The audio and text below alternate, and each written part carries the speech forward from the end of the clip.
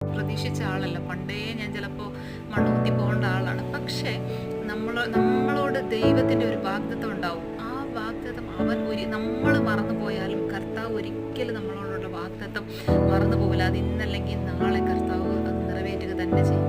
അതുകൊണ്ടാണ് ഞാൻ ഈ വചനം പറയുന്നത്. നമുക്ക് വേണ്ടി കർത്താവ് ഒരുക്കിയിട്ടുള്ളത് ഒരു കണ്ണ് കണ്ടിട്ടില്ല, ഒരു ചെവി കേട്ടില്ല, ഒരു ഹൃദയത്തിൽ തോന്നിയില്ല.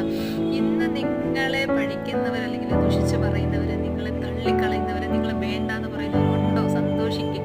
അവരെല്ലാം വേണം. കാരണം കർത്താവ് പറയുന്നു, നിന്റെ ശത്രുക്കൾ കാണുകയും ഞാൻ നിനക്കൊരു വിരുന്നൊരുക്കും, ഞാൻ നിന്റെ തല എണ്ണ കൊണ്ട് അഭിഷേകം ചെയ്യും. ഇതൊക്കെ കാണാനായിട്ട് അവരൊക്കെ വേണം. അതുകൊണ്ട് അവരെല്ലാം എന്താ പറയുക, എന്നെ ഇങ്ങനെ എത്രയോ പേര് പറഞ്ഞിട്ടുണ്ട്, ഇത്രേ ഉള്ളൂ, ഇവളിനി ഇല്ല, അല്ലെങ്കിൽ ഇനി നീ നശിച്ചു പോകുന്ന എൻ്റെ മുഖത്ത് നോക്കി പറഞ്ഞ അനേകം പേരുണ്ട്. പക്ഷേ